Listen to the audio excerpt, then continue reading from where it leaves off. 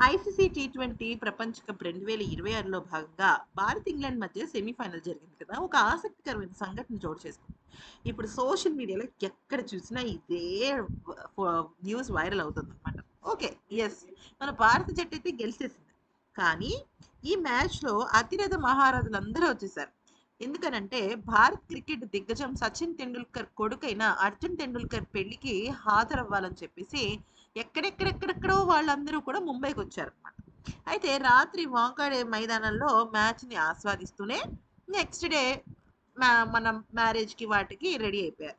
అయితే ఈ క్రమంలో టీమిండియా మాజీ కెప్టెన్ మహేంద్ర సింగ్ ధోనితో పాటు బిజినెస్ టైకూన్ అంబానీ కుటుంబం, బాలీవుడ్ సినీ తారలు, మాజీ క్రికెటర్లు, మహారాష్ట్ర ముఖ్యమంత్రి అందరూ వచ్చేసారనమాట.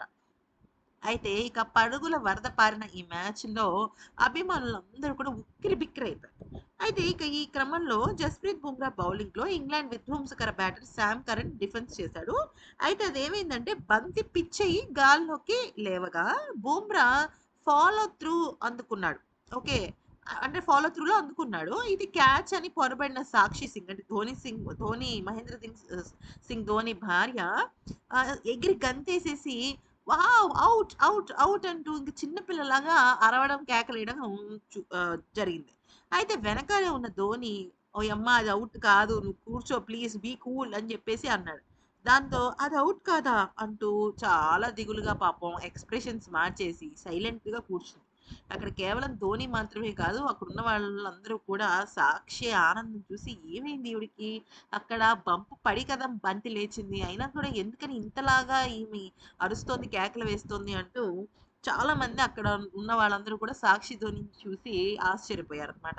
అయితే ఈ అంటే ఈ ఘటన అంతా కూడా 18వ ఓవర్‌లో చోటు చేసుకుంది. ఈ ఓవర్ తొలి బంతిని బుమ్రా కళ్ళు చెదిరే యార్కర్‌గా సంధించగా శామ్ కరన్ డిఫెన్స్ చేశాడు. బంతి పిచ్చే గాల్లోకి లేవగా బుమ్రా ఒంటి చేత్తో తీసుకున్నాడు. ఇది క్యాచ్ అనుకుని సాక్షి సింగ్ ఎగిరి గంతేసేసింది. అది తేడా.